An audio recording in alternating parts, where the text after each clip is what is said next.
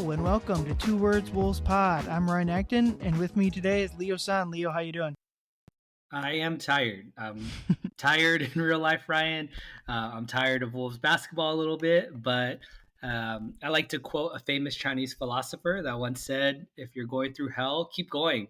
If you haven't heard of him, his name is Nickeil. He said that about 2 years ago exactly, almost to the dot, where we were near one of the Rudy Gobert, Karl Anthony Towns experiment. The Wolves had just lost back-to-back games against the Portland Trailblazers and fell behind 500. That sounds familiar. And Lee Kyer dropped that famous quote. So, not to dive that deep into Wolves immediately, but that's how I'm feeling a little bit right now. Feeling like I'm going through hell, but I'm going to keep going. Yeah, that's a great quote from, in other words, Kyle Anderson is the person you're referencing there. That was his name at the Olympics. He has Chinese heritage, so. But yeah, Kyle, they're missing some Kyle Anderson right about now. We'll dive into the locker room situation from this week. But yeah, to kind of give a quick synopsis of the week, last time we did a pod, they had their quote-unquote moral victory loss against the Celtics. They followed that up with 2 more losses on back-to-back nights versus Houston and Sacramento to tally up to 4 straight losses, including, 7 losses in 9 games, and then they snapped the 4-game losing streak against the Clippers in what I kind of deter. If there's such a thing as a moral victory, there can be a moral loss, and I kind of some of the Clipper game felt like that because it was not a pretty one, but ultimately, snapping the 4-game losing streak was probably the most important thing. Yeah, I mean, those losses are, for the most part, leading up to that Clippers game, especially the last 3 when you have the Kings and then the Rockets, even the Celtics game, before that. That's what's made it so tough, is that you can't just tune out. Like, all right, the Wolves are down by 15 or more in the third quarter. Like, all right, that's it. We can tune out. We can easily finish, us as credentialed media people, that we can finish our articles. We can make our deadlines. Like, nope. The Wolves are going to make one more push to try and get it really close.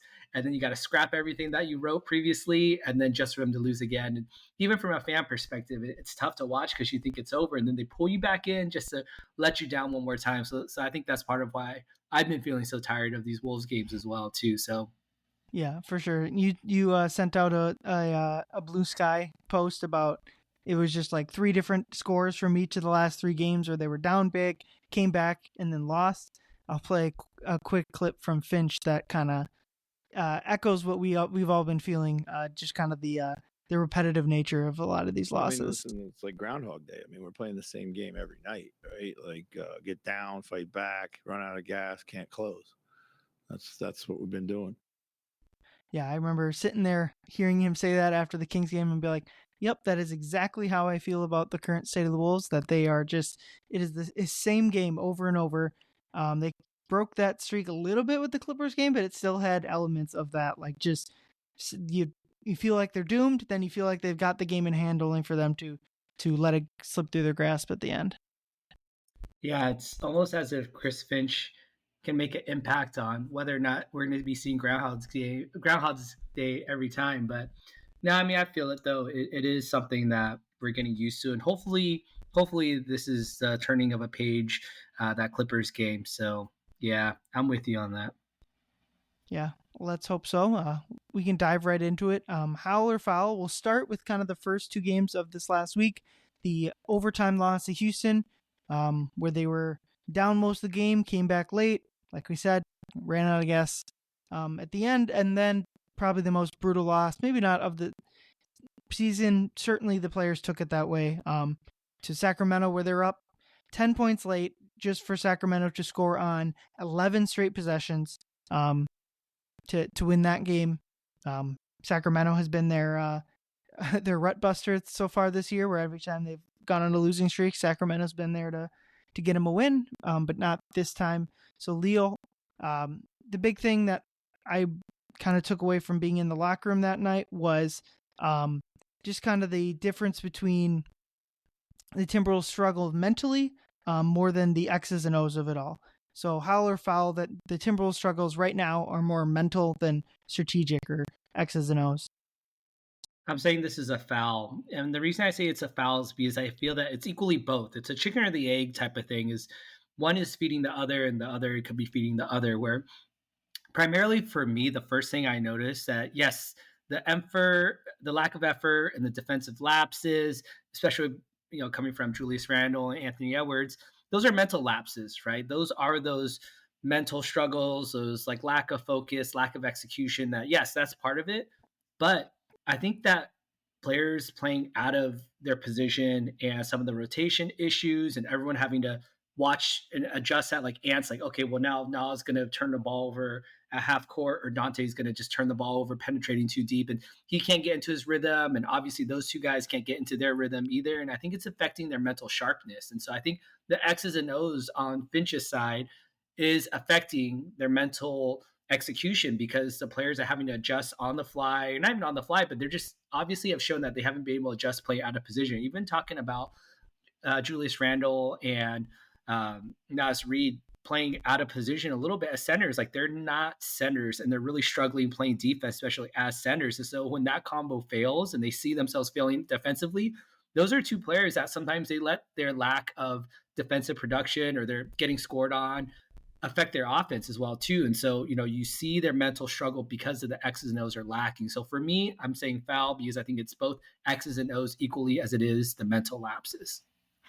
Yeah, I agree that they each feed into each other, where probably at the beginning of the year it was more X's and O's, it was more strategic or like execution, stuff like that, and that has fueled like the mental struggles. And now those are, like you said, chicken and the egg, and just like a snowball effect. But for me, I'm gonna say Howell, and right now at least the mental struggles and the kind of the fit issues inside the locker room are to me what are what's going on. Especially it stuck out to me really like it was a big like shining arrow after the Sacramento game where they were a bit shell shocked. I felt like being in the locker room after that. Just that the same losses keep happening, the same type of stuff keeps happening. And I'm just gonna play kind of a bunch of clips. Ant just kind of went on not a rant because it wasn't negative, but it was just like he laid it all out. He's always great with telling it how it is or telling it. He's not one to hide his what he feels. He just kind of laid it out there. I don't think this is common around the NBA that you get this much honesty, for better or for worse. But play some of Ant here. Just listening to the coach. I think that's the main thing. We got to start doing what the coaches say. We can't. We always got like something to say back, or I mean, even if you have something to say back, like I feel like we just go out there and do our own shit. Like we're supposed to be doing this and we do something else. We're supposed to be in this coverage or we do something else. I'm supposed to be chasing somebody. I go under the screen. You know what I mean? I'm supposed to be blacking and veering. I don't veer. Like just little stuff like that we just not doing, and it just comes from not following the game plan and listening to the coaches, man. I think that's the main thing. All right, so main thing he's saying basically defensively is not listening to the coaching staff, not executing. I don't know if mental, like that's not locker room mentality, but that's certainly like execution, focus, that type of stuff. The mental stuff were not strategy related. Next, he talks about just kind of this is definitely more about the mental side of the game here. Yeah, for sure. And we can't be front runners. I mean, like we got up 10 and we was all like excited, and we went down and everybody went to their own little self. So like, I mean, it was fun to see, man, because like I don't like front runners because I mean myself, I'm not a front runner. So like, I hate to have front runners. To think we got front runners on the team. I don't think we have any of those, but it looked like we was front runners tonight as a team, 100%. Is that your message to the guys? Yeah, we looked like front runners for sure tonight. Like we was down, nobody wanted to say nothing. Then we got up, then everybody like cheering and hype, and then we get down again and don't nobody say nothing. That's the definition of a front runner. Yeah, so the Kings game was especially notable for that front running comment because they had gone up 10, had gone up 12 after a timeout, and like Randall was all pumped up, Ant was all pumped up, and it's not to point fingers at anyone players. Ant said that multiple times throughout his media availability, but like they just needed, like they can't get ahead of themselves. They ended up losing that game. So got another one from Ant. Like I said, he gave a lot of great quotes here. I mean, it's tough, as the person who's supposed to, help try to figure things out. Sometimes it's tough because like you're looking at everybody and everybody got a different agenda, So it's like, what the am I supposed to say to get you know what I mean? Like, exactly. So I'm trying to get better in that aspect to figure out what the hell to say to get everybody on the same agenda because everybody right now is on different agendas. All right, so we got everyone on different agendas. Ant's trying his best to kind of bring people together, and he would probably say he's got his own agenda as well. So last one here from Ant. We're just so negative right now. Like I said, as a team, everybody just, we not like, like last couple of years we was like this, and it just feel like we just, just gradually just growing away from each other, which is the craziest thing because we've been together most of us been together, you know what I mean? So we got 2 new players. That's about it. Everybody else, we've been together. So I was gonna say you're not just referencing like you guys. No. I'm talking about the whole team. All 15, however many of us it is, every last one of us, we go in our own shell. We just growing away from each other, and it's obvious. We can see it. I can see it. The team can see it. The coaches can see it. The fans booing us. Like, it's just crazy, man. We can boo in our home arena. That's so disrespectful. All right, so to recap, first clip, not listening to coaches. Second clip, they're front runners. Second clip, they all got different agendas. And fourth clip, they're growing apart. To me, that is just like, that's the type of stuff that they are going to have to figure out before they start winning games. And it's not to say that like the next level of issues are solved by doing that, but you're never going to solve those issues if we aren't getting people on the same page and getting whatever this is figured out. And I don't think it's like, I think people are going to point to Randall. They're going to say, this is because of Randall. And he's as much to blame as any other person. Like Ant said, all 15 guys on the roster. But it's not just one thing. And it's like, it's a collective thing. And I guess last thing to point out from that clip was the comment about the fans booing them. And I kind of wanted to include that just to kind of get it in the context, because I think kind of taken out of context, it makes it sound like he's blaming the fans. And to me, I think most of him was kind of saying like, we have to do better as not to give the fans an opportunity to boo us. And maybe he felt disrespected by the fans too, but I didn't find it nearly as like fan blamey as like the out of context quote was like. But yeah, what did you think about all of what Ant had to say there, Leo? Yeah, it's glass half empty, half full type of thing, whatever angle you want to take at it. I think initially you look at it, it's easy to be frustrated as a fan of the team, wherein you see everything going haywire and these epic collapses and the Ant drops those quotes. You immediately think that this is a negative thing, that he's sharing that, the team's drifting apart, it's over, like there's no one that's listening to the coaching staff, himself included, and now he's not happy with the fans, and oh no. Does that mean that Ant's going to want to request a trade? And, in come the big market teams. Ant's not happy in Minnesota. Let's get it right. And so I think it's easy to spiral out of control. And I know myself as a Wolves fan, I've been guilty of feeling like that in the past in different seasons before where things are going haywire. But I like to try and take a look at it more from an optimistic perspective, which is not like me. That's not something that I generally like to I naturally gravitate towards. In that you think about, like, Ryan, here's an honest question for you. Okay, real question.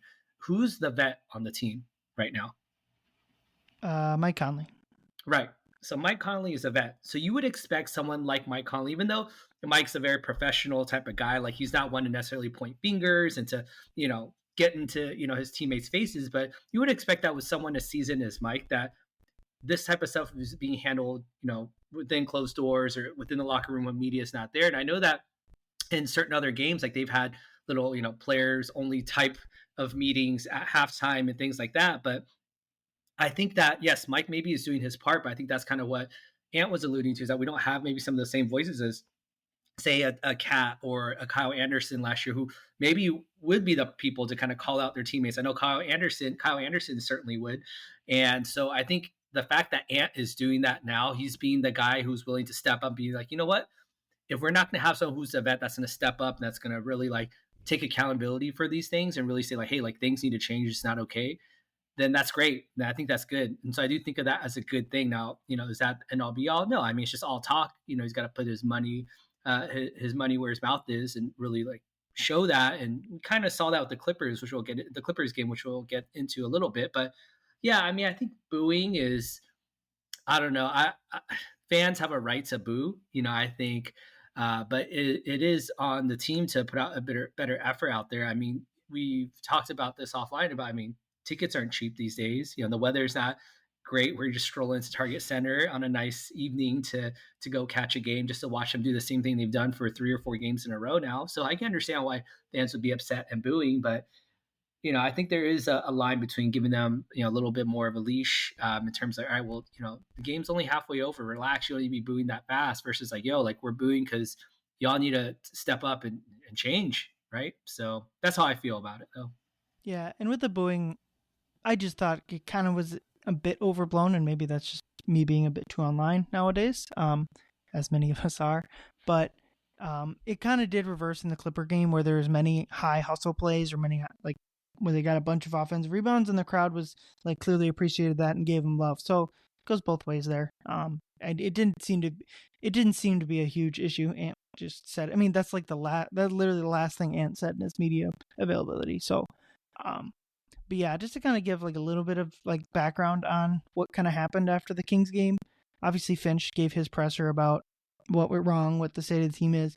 But then we get in the locker room and Ant goes first, and the first thing he asks us as we're kind of strolling over this, what do you guys want to know? Why we trash? So he obviously is aware of the situation, like is aware of like that things are going poorly, but he kind of said like, you guys know me, I'm always going to feel like we can dig out of it.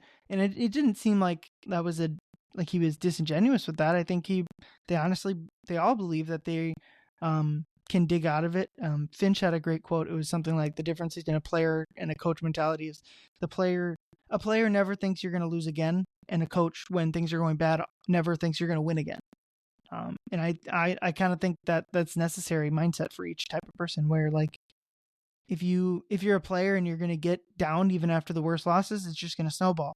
And if you're a coach and you're just going to write off every loss as, oh well, that's just one game, you're never going to improve. So but yeah, after Mike, like you said, Mike's the vet. Mike, in that halftime of that Kings game, I guess was kind of one of the leaders, kind of getting people to talk, getting people to like say what they mean, say what they think. So it's not just like simmering. Like if you got a problem with someone, tell them. If you got a problem with me, tell me.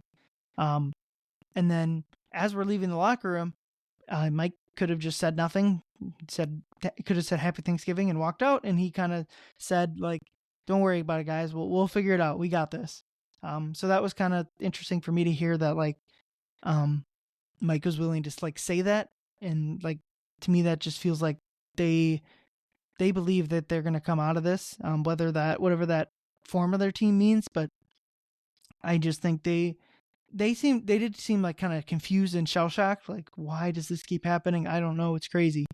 But it doesn't seem like, I don't think they're as far away, at least with the mental stuff and the whatever locker room stuff or whatever. It doesn't seem to me, I don't think they're as far away as it looks, but I completely understand the optics of kind of everything, especially after that Kings game.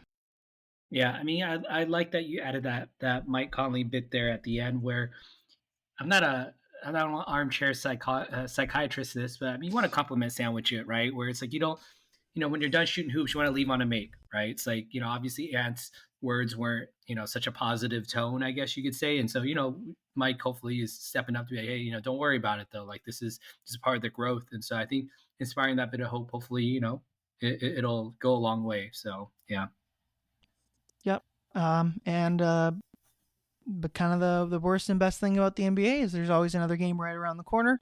And like I said earlier, they were able to scratch out a win against the Clippers, a 1-point win with a crazy sequence at the end where the Wolves had a 3 in the air to go up 4 with 45 seconds left. Doesn't go. Clippers get the rebound. I think it's Chris Dunn that falls. Mike Conley grabs the steal. Mike Conley shoots a 3 at the shot clock buzzer. Wolves get 2 offensive rebounds to seal the game. I asked Ant if he was surprised that the Clippers didn't foul after the end of that one, and he wasn't surprised that they chose not to foul. Like their strategy of like getting the ball back down 1 kind of made sense to him. Personally, I was a bit surprised, and a lot of the other media members were a bit surprised that the Clippers didn't foul. But it's easy to say that when you see the Wolves kill the clock there. But Howler foul number 2. The clutch time victory against the Clippers will be a turning point for the Wolves. I'm going with foul. Now, obviously, we take the win, but yeah, the Clippers, as you mentioned, they kind of pooped their pants to really end that game. Where I don't want to say we had no business winning that, but we certainly didn't do a whole lot of clutch time defending or clutch time shot making. I think Ant made the last field goal of the game with minutes left still on the clock. It was a 3, and then he got fouled. He went 1 of 2 from the line. I don't believe the Wolves scored again for the last minute plus. And so it's not that, they made some great shots. And even the defense that they were putting out there, they're generating these turnovers. I mean, Chris Dunn straight fell over after he got a defensive rebound in that last thing. Kevin Porter Jr. turned his own ankle on his own foot, I believe it was, or maybe he stepped on someone's foot, but it looked like he turned his own ankle and then fell out of bounds with the ball, and that's how we got it back. I mean, there were a lot of things where the Clippers really just handed that to us. And so I'm saying foul because I'm not saying that this is a turning point for the Wolves. It is a good moment for it, but I'm not going to go back and be like, you know what? The reason we went on that 3 or 4 game winning streak was because of that Clippers game where they really just laid over and handed us a free victory. I don't think I'll point to this game as that. I think they still have a long road ahead of them. There's still, right now, I think there's 2 other teams that might have changed after some of tonight's games. There's a lot of close games going on as we're recording right now, but the Wolves are tied for first in the most clutch games. So they have played 13 clutch games so far, which is tied with the Hornets, and I believe it was the Raptors or someone like that up at the top. And I would say that's not a bad thing, but the Wolves are converting those at a less than 50% win rate. And there's a lot of stuff that we saw even that Clippers game that still need figuring out, like sustaining that defensive effort for a whole game. We saw stretches of it, but right now the Wolves are still 23rd in defensive rebounding. They're not cleaning up the boards there. Their transition defense is ranked 22nd right now. Their points in the paint allowed is 23rd. I mean, that paint defense when Rudy Gobert's out is just bleeding points left and right. They're also last in most of the hustle stats. They've contested the least amount of 3-pointers, which is eye test is obvious. The reason we're oh man, why did these teams like the Blazers hit so many threes against us? Because we're leaving them wide open. Not everyone is Jalen Browning us, or they're going 5 of 5 to start the game. Most of these threes that teams are taking against us are wide open. We're not contesting. We're also near last, and loose balls recovered as well too. There's times where we're just straight not hitting the ball, hitting the floor to go get those, and not hustling. And we saw a bit of that. So I will say that there is some positive stuff to take out of that Clippers game. I know Nas had a really big stretch there where he hit the ground to save a ball going out of bounds that ended up in a wild Dante DiVincenzo banked in 3-pointer. That was huge. And we saw Ant as well too. I think there's that one point in the third quarter where he got teed up. He got straight hacked going to a missed call going to the rim on a layup attempt, and the refs just did one of those. Oops, we forgot to call it, so we'll just give you the ball. And Ant got teed up. And after that, you saw a huge burst of energy from him. He was picking up James Harden full court. He was really just kind of pushing his limit in terms of how wild he should be getting on the defensive end. And though that might not be wise, the energy and effort was there. So we did see that he, maybe he gassed himself out a little bit. He missed a lot of shots during that stretch too, but so we are seeing some progress, but yeah, overall, I'm not saying that this is a turning point for us. What about you, Ryan? Yeah, I agree. Foul on this being a turning point. Just because all the strategic stuff that was going wrong all season really was present during that Clipper game. The offense was bad. The turnovers were just astronomical, just crazy amounts of terrible turnovers. So in that sense, I didn't see anything that made me believe they're going to start playing the way we think they can play.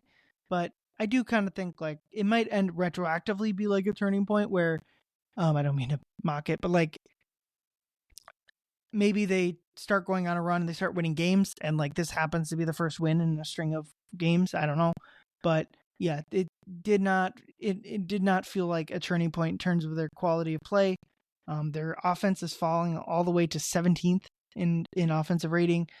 Defense has risen to 9th, so that's good to see that in the top 10. 13th in net they are. So, yeah, the biggest takeaways were the mental stuff was there. The mental stuff they had fixed it at least for a game. I didn't really see that. Saw a couple good Julius Randle as the low man defending. I thought his defense was solid all night. I kind of rewatched the last few minutes of that game and watched some of his defensive possessions, and there's one where the Derrick Jones Jr. had a lob that Randle just totally missed him. But otherwise, I thought he did a good job. He switched out onto Harden a couple times. Thought he did a solid job, either contesting a three or kind of funneling him into Rudy down in the paint. So hopefully they get more of that defensive prowess from Randall. And then I thought like the biggest thing was the defense looked like what it had been all of last year, where they just made it extremely hard on Harden the entire night. Right. So they were able to, the defense was great all night. And Finch talked about in his presser, like, we used to win games with defense and we're not doing that. He said that after the Kings game, and they had it Friday night against the Clippers, which hopefully is something they can bank on and kind of keep that. Like, I know we talked about trying to get that defensive rating into the top 5. That'd be nice. I don't know how realistic that is with Randall being so inconsistent on that end, but ideally they can get that defense in the top 5 to give their offense some time to get into the top 10. But yeah, it was a brutal game. They didn't really play well for most of it. They had the lead most of the night and kind of coughed it away at the end, only to save it. But it was good to just get a win. They needed it. Now they have a chance to get back to 500 and hopefully like kind of springboard them to the rest of the year. Yeah, I saw. I was watching obviously from my home here in California, but the crowd did seem to applaud the effort a lot. There was some of those sequences where the crowd acknowledged that they were really getting after it, and so I think that's big, right? You got to win back the crowd sometimes, and I think they were showing that. In my game notes for the Clippers game, one of the last things I wrote was the offense looks like a chore.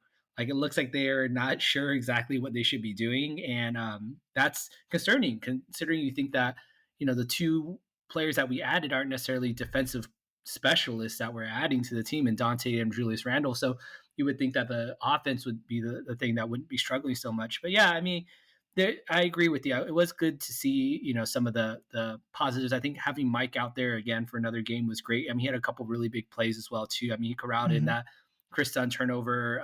He's the one that kind of bled out that clock a little bit extra. He organized things. He got Dante his first 3. He had another big 3 late in the game in the fourth quarter to stop some Clipper momentum that was going on. So it was good to see him out there. We'll talk about Na a little bit later as well too. But I mean, even seeing Jaden hit a 3 at one point was just a huge breath of relief, right? After the last couple of games where he just couldn't buy an open look. And so, there's some of that stuff that was good to see out there for sure. Yeah, it did.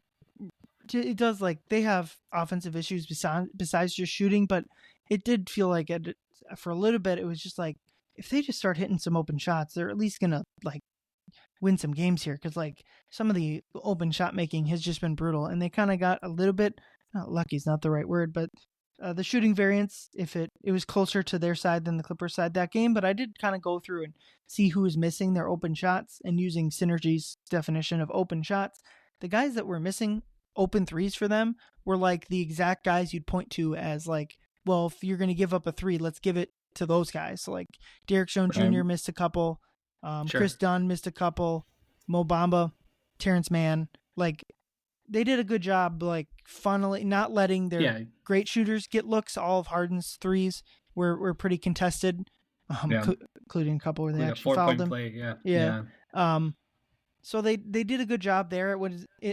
Looking at shooting variance and a single game sample is largely not worth it. It's tough, yeah. But I thought they did extremely well defensively, and you just got to hope that, I mean, their defense has been fantastic the past 2 seasons. Better. Obviously last year was the big season. So hopefully they can rely on that defense to hopefully get their offense back to where they want it.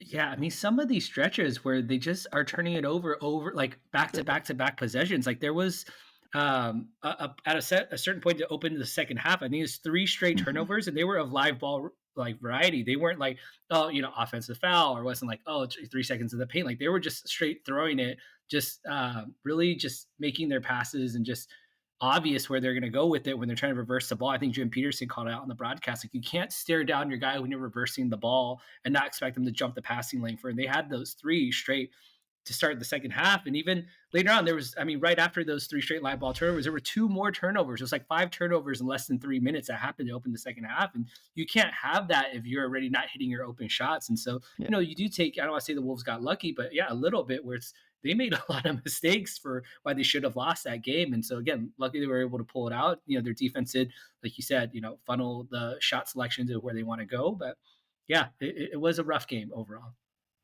Yeah, but for better or for worse, and it's mostly been worse, they just needed to win, and they got it. So they buy themselves a couple days, a Thanksgiving weekend here, and hopefully it is a turning point, unlike what we think. But moving on, next Howler foul. Ant has shot 35.8% the last 3 games, and overall has just kind of, I wouldn't say he's been playing bad, but by his standards and really what the Wolves need from him, he just hasn't been able to fully give them that so far during this kind of losing stretch. So Leo, Howler foul on specifically Ant's shooting being a concern. I'm saying how, and that it is a concern for me. I feel like what I'm worried about is him getting gassed at the end of the games right now. He's trying so hard, and obviously, he knows that he's ahead. He's the face of the team, he's the face of the franchise. Like, he has to go out there. He knows he has to do that, and I'm worried that he's pressing a little bit too early. I mentioned it in the Clippers game where after he got teed up, like, he was super super fired up, and he was diving through passing lanes and just like taking these tough shots, and he was just like pressuring full court. And after some hero ball shots that didn't go in and got mixed results, he kind of got pulled. And not only did he get pulled, but he didn't come back at his usual 9-minute mark of the fourth quarter that he usually comes into. And I don't know if it's because he needed extra rest. I don't know if it's because the Wolves were kind of rolling. From what I remember, they were not rolling to start the fourth quarter. In fact, they gave up a deficit at that point. They gave up their lead.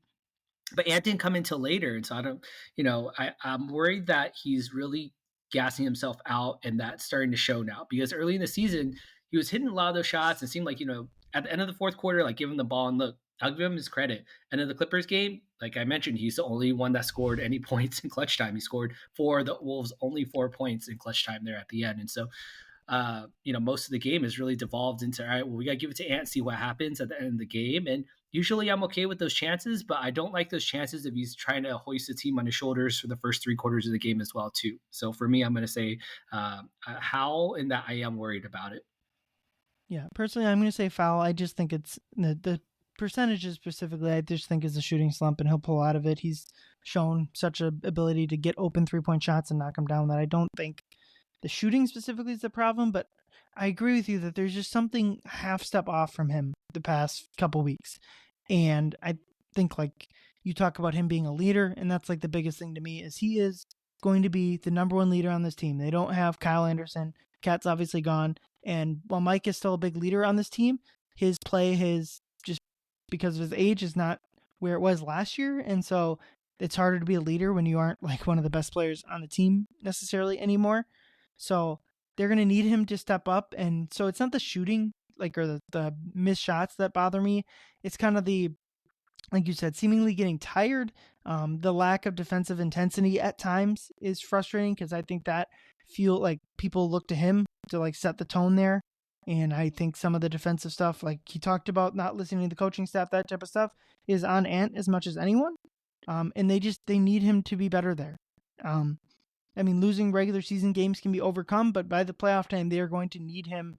Like, I think back to last year's playoff, Game 7 against Denver, he just wasn't very good. And that's I don't know, it's not okay, I guess, but like, it happens. But ultimately, for this Wolves team, they're going to need that type of performance to be few and far between. They're not going to have Cat type offensive games to paper over that, especially in a playoff setting. So they're going to need him to pull out of whatever it is, and I'm not even sure it's even anything, but like, we've just seen so few, and his boxers look fine. He's played well, he's scored well, but I can't even put my finger on it, but it's just not the knockout bursts that he's had so often last year just haven't been there as much, and I'm not exactly sure what it is. Yeah, I think the consistency, right, is what we're both a little bit worried about. It's the consistency of it. Like, yeah, everyone goes through slumps, and I get that. I'm with you on that. I think he will shoot his way out of it. Maybe taking a little bit better shots, taking a little bit more shots at the rim. That'll be a part of it. But I do worry about the consistency. Like you talk about the defense where, yeah, like we see him where he just turns it, like when he gets mad or he gets inspired by whatever the case is, he really turns it on. And I understand not all players can play like a Patrick Beverly or Jared Vanderbilt for 48 minutes, where they're just constantly just hounding, especially you consider the load of what he has to do on the other end of the court.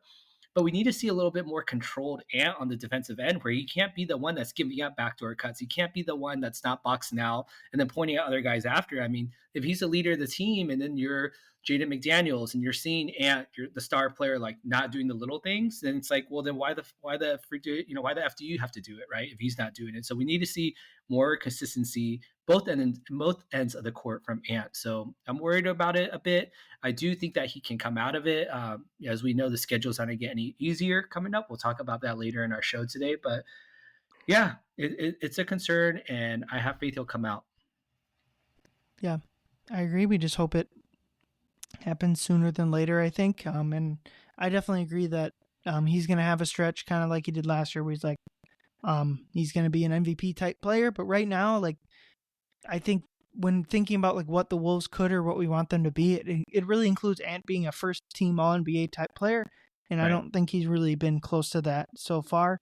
It's hard to blame him too much because obviously he is their best player, but I do think they need more from him. And I don't know, he's got to play at least like a top 10 NBA player level, and he just hasn't been there.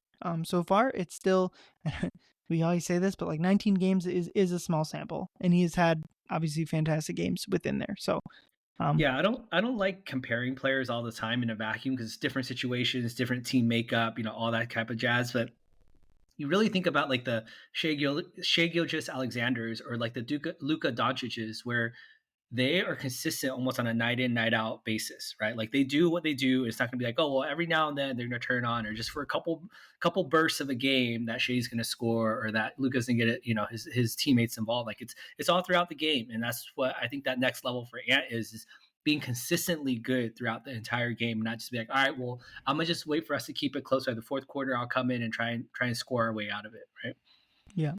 Although Luka defensively, I would not consider. Oh yeah, I mean, consistently. There was a Jazz game the other week where he just fell asleep on defense, and the Jazz won the game on him. So, got to point that out. But Howler foul number 4. The Wolves have stuck the past few games largely to an 8-man rotation. Rob got some minutes against Sacramento, but was not in the rotation against the Clippers. So Howler foul on the Wolves, kind of prioritizing their top 8 guys, getting them to fit a bit better over lengthening the rotation for guys like Rob or whoever else you think should be getting minutes.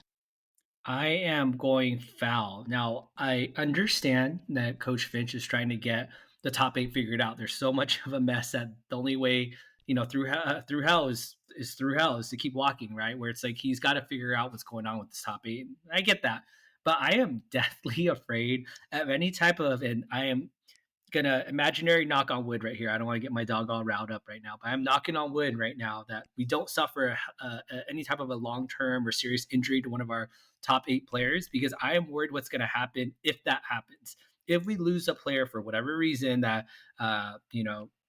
Rudy Gobert takes a personal trip in the dark for a month, and then we'll see what happens. Like, I'm worried about how the rotation is going to shake out because guys are not getting opportunities right now. And we saw Rob get that I think it was the Celtics game where he kind of had a breaking out, and he had a really great game against the Rockets. And then in the Kings game, you said he had a couple of minutes. He literally had a couple of minutes where he came in, he threw the ball in a half-court set into like the second row of the stands, just on a miscommunication of whatever the case was. He did it on 2 different stints on 2 halves of the game, and he didn't see the court again.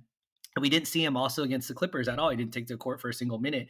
And I know Chris Finch talked about it a little bit as well too, about how the matchups maybe weren't ideal for him, whatever the case is. But the rest of the rotation needs minutes, because practice builds confidence. Practice doesn't make perfect. Practice builds confidence, and confidence only comes with reps. And so I'm worried that Josh might not, maybe even Joe Ingles, getting his body active again. I think we saw him with the beer on the court in the street clothes in that last game where, Rob Dillingham, even Luka Garza, where it's like, okay, well, if we need someone to step up, they're really going to be coming in pretty cold. Like, they're not getting any opportunities in there. And I get it. We've been playing, I mentioned, number 1 in clutch games in the year. So we can't be trotting Luka Garza out there in the fourth quarter where we need a couple, strong minutes if we can't rely on him yet.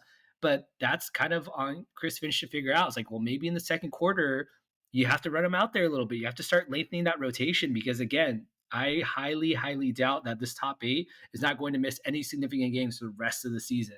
Again, knock on wood, hopefully they do. But if in the case that they don't, there needs to be practice. So I'm a foul on prioritizing the top 8 and kind of forgetting the other 7 players on the roster. Yeah, let me play the clip that Finch talked about. I asked him after the Clipper game why Rob wasn't in the rotation there. You guys struggled with Mike offensively with Mike off the floor, kind of without the true point guard out there. Was there a thought you mentioned potentially going to Rob? What kind of goes into those minutes without Mike? I thought Nickeil played really well.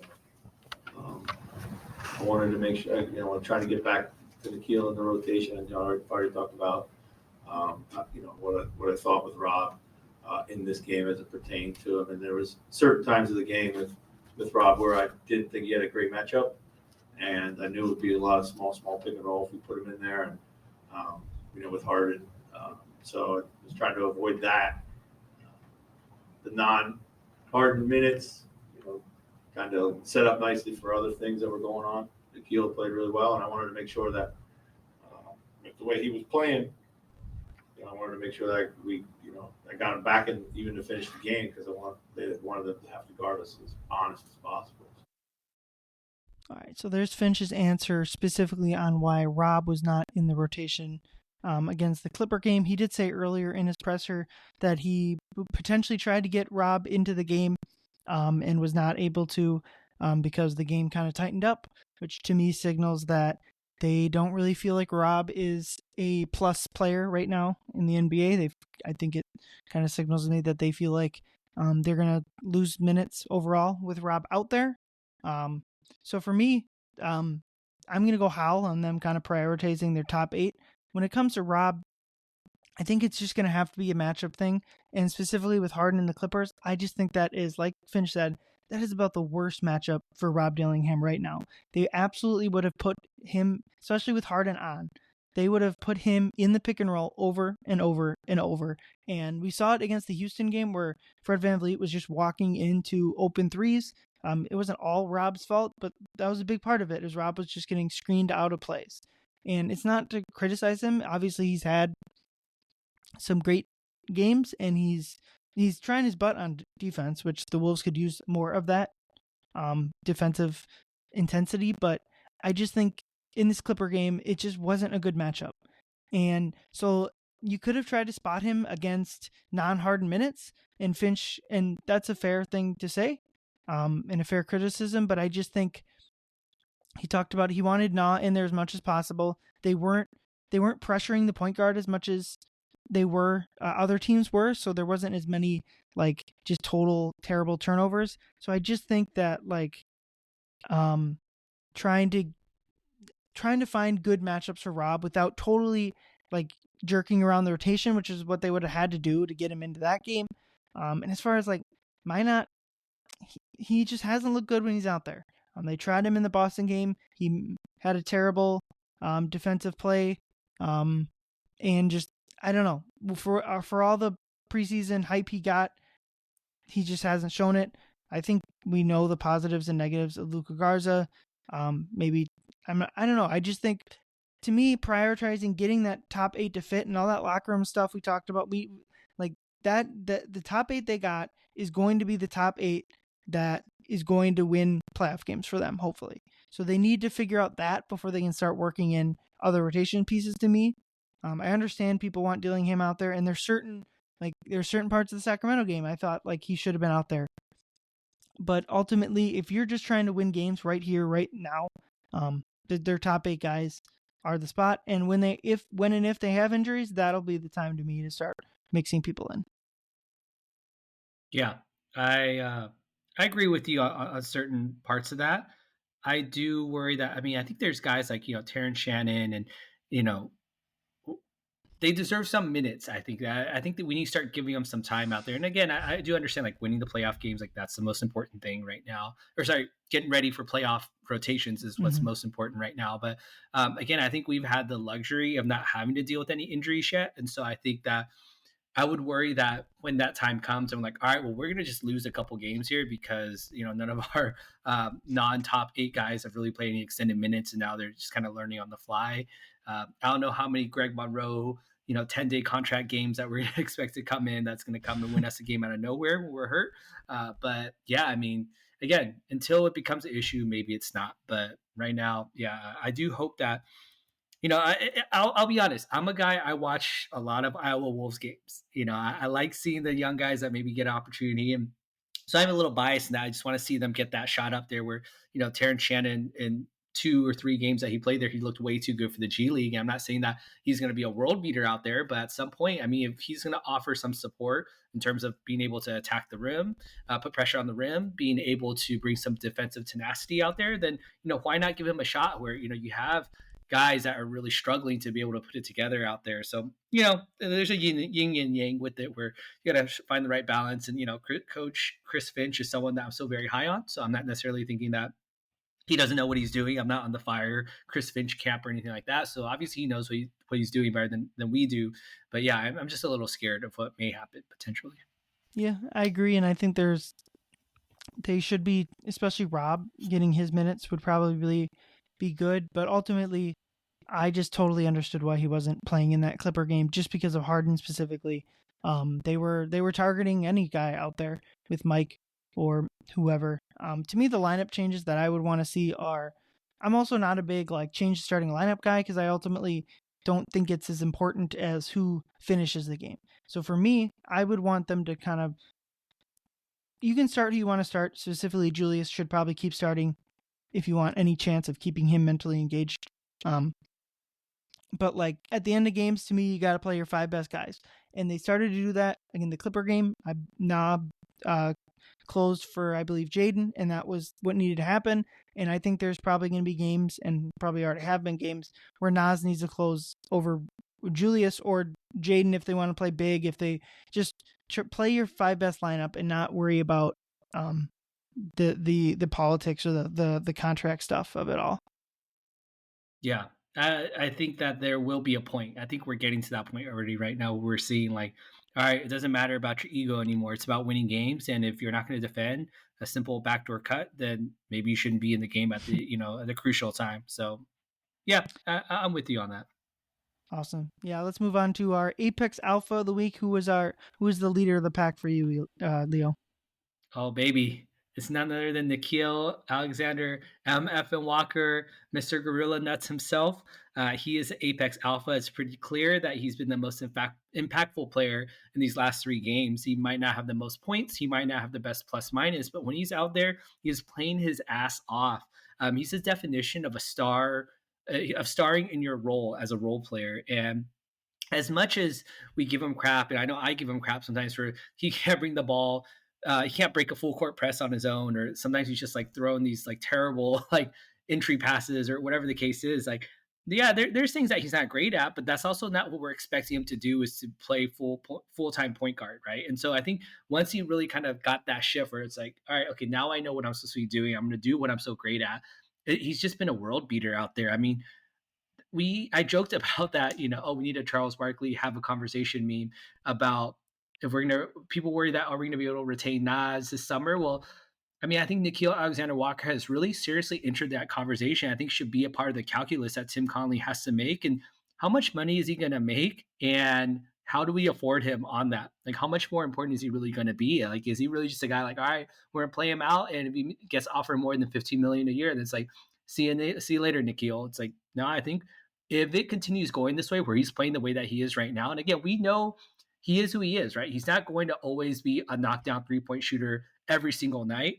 But if he's going through these stretches, he's finding consistency, he's attacking on the defensive end, and just kind of bringing that energy that they so desperately need, then I think there's an argument to be made between that. We need to find a way to retain both Nas and Nickeil. And if Nas is going to command something closer to $30 million, while Nickeil's me closer to something at $20 million, we might have to make a call there to see, okay, well, what else is out there on the market? And so it's impossible to say right now what's going to happen and what's going to transpire between who's even going to be on the team then with Julius Randle's player option. There's a lot of different moving parts on that. So I get that. But clearly right now, Na is just the Apex Alpha by definition to me. Yeah, I had the same thing. my Apex Alpha was Nickeil. He's given them exactly what they needed. Just making shots, defending his half off. He's been closing games. The point guard minutes have been rough, but I think when they've made it when the starting point guard minutes are rough. When he's only out there for 4 minutes at a time, I think it's been fine. You talk about contract stuff, just talking with people, mostly that, not anyone associated with the team or that has any sort of knowledge. It just is it's probably too early to really say this, but a lot of people, including myself, have a hard time seeing Julius Randle on this team in 12 months and maybe even the deadline, especially if getting Nah.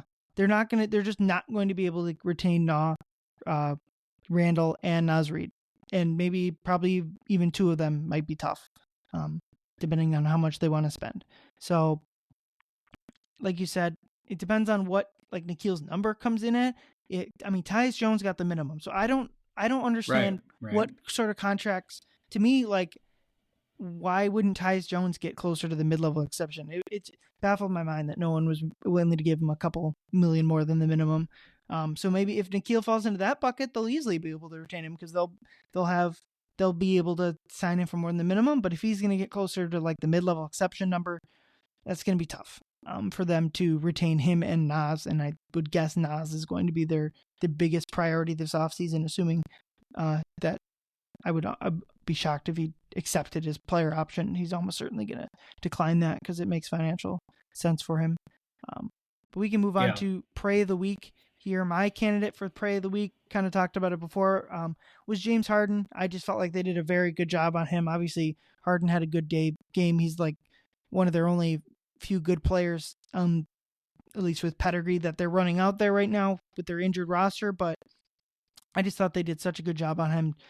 They took away his three-pointer stepbacks as much as they could, and it was such a good Rudy Gobert game. Just anytime Harden came into that paint, he was right there. There's a few kind of missed pick-and-roll issues with Zubats where he was able to get dunks, but I just thought they did a very good job on James Harden overall, which against the current version of the Clippers, that's how you beat them, is take away their main offensive cog. But Leo, how about you? Who is your Prey of the Week this week? Well, I'll give you a shout out. I think James Harden, yeah, for sure. I think when you mentioned about some of those breakdowns, we didn't really see that at the end, right? No. When it really mattered, in that fourth quarter in clutch time. Yeah, there were open looks and open corner threes, but there we have guys like Chris Dunn, who is my Prey of the Week, that was shooting a wide open corner three, and that's what you wanted. Chris Dunn he's my Prey of the Week because he had a chance at a revenge game against the Timberwolves franchise that, again, maybe not the same front office, but obviously a franchise that drafted him and gave him a couple of years, where he put in, I think it was his first 2.5 seasons with us before he got traded as part of the Jimmy Butler deal. And, he's kind of floated around the league, and he came in with such promise as a guy who was an impact player immediately. He could contribute on the defensive end, and he could also be a quality at worst a backup point guard type of thing. And he kind of fizzled out, and we kind of saw that because he didn't get maybe the playing time or maybe the injuries, but he bounced around with the Bulls for a while, and I think he was he's with the Clippers now, but I know he's with the Jazz for a while. He's kind of bounced around a bit, and so he had a chance. Starting role and against a big time opponent, and he went 0 for 5. He went 0 for 5, fortunately, and that was a Chris Dunn that we've kind of come to know, is that he can really bring out defense. But he went scoreless in the start. He missed that wide open three in the corner that was a huge opportunity for the Clippers to take a lead that he missed. And then in the very last clutch situation, I forget who it was on the Wolves that took a three. I want to say it was a Jaden McDaniels three or something like that, that he missed, and Rudy Gobert tapped it back up, and then Chris Dunn astutely flew in and snagged that defensive rebound. And that green slime court, I'm telling you, I posted on the Canis Hoopus social media outlets, the green monster, hashtag green monster, it claimed another victim. Chris Dunn was trying to dribble down the court and just slipped on the slime and fell, and it went right into Mike's hands, and that was essentially the end of the game because he didn't foul. So, poor Chris Dunn, I had hope in him. He's also the reason we didn't end up with Jamal Murray, but, sorry, Chris Dunn, you're the Prey of the Week for me. Yeah, it's always fun to kind of reminisce about any of the people involved in the Jimmy Butler trades coming and going. Obviously, Larry Markin was technically in that deal. Right. He's had a better career than I think he would have. Chris Dunn, obviously, we mentioned. And then the last piece of that, I guess technically they kind of, did they get any? No, they didn't get any picks. But if you want to go down, like they got Rocco, they traded Rocco for picks. The picks became McDaniels, but like the last piece of that is still in the NBA is Dario in Denver. So Still alive and kicking. Yeah, so it's fun to see any of the Jimmy Butler trade pieces still lingering around. And also fun to see as a Minnesotan, Amir Coffey. He's had speaking of great NBA careers for someone that wasn't a high heralded prospect out of the University of Minnesota. Fun to see him still out there and playing. But we'll wrap up here with our 2 words. Leo, what are your 2 words to describe the current state of the Wolves? My 2 words are rent due. The time spent talking about change, about listening to the coaches and what they have to say, about playing with energy, about coming together and not going our separate ways. Like, it's time to pay up. You can talk about it all you want, and I could say all the quotables that he wants. People could do whatever they want to do on social media, lamenting about the team, but it's time for them to put up or shut up. I mean, even for the fans, like, even not for the fans, but the team needs to be showing up for themselves and show to each other that this season's meant to go somewhere other than the dumpster, kind of where it's headed to right now as a potential play-in team. And, maybe we'll get out of the first round. We'll have a tough matchup without home court advantage. And, that'll be tough. But we're a quarter of the way into the season, and it's been a relatively healthy season, like I mentioned. So there hasn't been like, we haven't seen Rudy and Cat play enough games together. Oh, wait, like, Ant's been out or this, that, or the other. I mean, the only thing was that Mike missed a handful of games. But, at this point, we saw what Mike looked like when he was healthy at the beginning of the season, and it wasn't that great. Hopefully he'll turn that around. But it's time to prove it. It's time to prove it. Rent's due. Those are my 2 words. What about you, Ryan? Yeah, I feel like kind of feels like so far this season, a similar version of those 2 words is kind of we've been waiting for them to kind of break out of whatever this has been. So hopefully you're right that they can do it. But my 2 words are rest advantage. The next 3 games, the opposing team is on the second night of a back-to-back, and especially tomorrow night is big. The Lakers about an hour ago or so beat the Jazz by 1 point, so they have a 2-hour time difference coming here, and they'll be on a second night of a back-to-back. Obviously, like Davis and LeBron are not young players anymore, and they played here. I'm looking it up. I know Davis played 39 minutes. LeBron played 36. So 1 point win by them. They squeezed that one out. Yeah. Hachimura played 40. It's just kind of. This is overly simple, but it's just kind of a team you need to beat. A team that you are projecting struggling. Struggling team on a second night of back-to-back. Not an easy back-to-back. Like the next 2, like they play the Clippers and Warriors on second night of back-to-back, but they're both home back-to-back, so it's not as big. But like this is just like a classic schedule loss for the Lakers, and you should bury them. We talked about early in the season, the Wolves had the schedule loss in San Antonio, and you write it off as you need to. But this is a game where the Wolves should bury the Lakers, and they got 2 more where they have the rest advantage. The Wolves had, I believe, like a +1 or +2 total rest advantage on the season. Well, basically, this is it. These 3 games are that schedule advantage that you have. Basically, the schedule advantage you get awarded as Minnesota because you have the most miles traveled in the NBA. So, like, this is, to me, I mean, I don't know how much a home back-to-back really affects things, but certainly the Lakers one, they will have little. The flight from LA to Bay Area isn't a strenuous one, so right. And then they have a whole 2 days in Golden State, back-to-back days there in Northern California. So I mean, they're not easy games. Obviously, they struggle against the Clippers, and they've already lost to the Lakers, and the Warriors are playing well, so it's not an easy stretch. But it's a schedule advantage that you have, and really would hope that there's no excuse to look like the team with lesser effort, which they've had so much down the stretch. Yeah. If they want to make up those losses to the Blazers or the loss against the Raptors, like, you got to win these games then. You have to take advantage of these games because the way that they're playing right now, the quality of basketball they're playing, I'm not expecting them to upset like a huge, OKC or, even another Celtics or when they play the Cavs. Like, I'm not expecting that. And so right now, if you have any sort of advantage, you have to capitalize on it right now, especially given those free wins or those scheduled wins that they should have gotten earlier that they didn't take advantage of. So I agree with you. Yep. So last thing to kind of watch out for this upcoming week, the NBA Cup. The Timberwolves have been eliminated from that. Womp womp. The positive of being eliminated is the replacement games you get are not teams that advance in the tournament, so generally are not as good. You get lesser teams.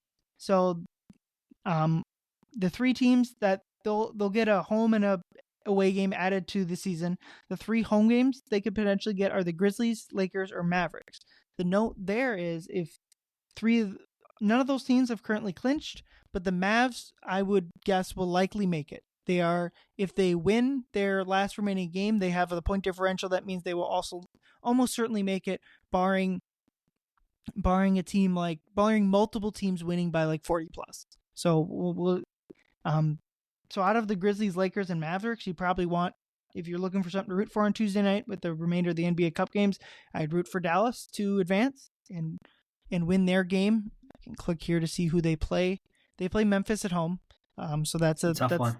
That's not an easy game, but you'd hope that just for the Wolves' sake that the Mavericks win, so you get either the Lakers or Grizzlies at home. That's probably an easier matchup. And then the away game would be either the Pelicans, Spurs, or Clippers. So all those I would say are a good matchup. I don't think many of the Pelicans, certainly Zion's not coming back for New Orleans, so that would probably be the ideal matchup. The Grizzlies aren't technically eliminated, but they're 1 and 2. It's hard to see. They would need Dallas and then 2 of Spurs, Thunder, Suns to all lose, along with getting above the Lakers. Like, they got a lot. Memphis almost certainly isn't making it, but the Spurs could make it. They are 2-1. If they win their last game by a good margin, they have the Suns. So if they beat the Suns by more than what Oklahoma City beats the Jazz by, even that I'm saying that out loud and that sounds unlikely. So this is the Spurs likely won't make it either unless the Thunder lose to the Jazz. But we'll see if they get replaced by the Pelicans, Spurs, or Clippers. Not even sure which one of those teams would you. I kind of almost would rather not have the Spurs, just given the Clippers injury and the Clippers and Pelicans injury statuses. Yeah, I think the way that we played the Clippers, and we played again, not a great effort by any means, and we still were able to come out with the win. And obviously Pelicans are ideal. I mean, I think either one of those two would probably be good. The Spurs are, a dangerous team. They obviously beat us once already. I believe they just beat the Kings earlier today as well too. So they've had a lot of success against some good teams. And you never want to play Wemby too much because you know how that goes when he has to play against Rudy. So yeah, I agree with you that Pelicans obviously would be great for that. Yep. Yeah. Go Mavericks. That's kind of what we want. Let's go Mavs. That because kind of talking with some of the people around the team, they kind of felt like if the Mavs don't advance, the league would probably want to schedule the Mavericks and the Wolves because that's a juicy matchup that they'd want to. So I don't know if that they'd be allowed to do that, or if like they need to. They're not just scheduling the Wolves; they're scheduling every team that doesn't make it. Teams, yeah. So like maybe the Pelicans, all of their teams, like maybe the Lakers, they need the Wolves to play the Lakers because the Lakers don't have anyone else to put on their schedule.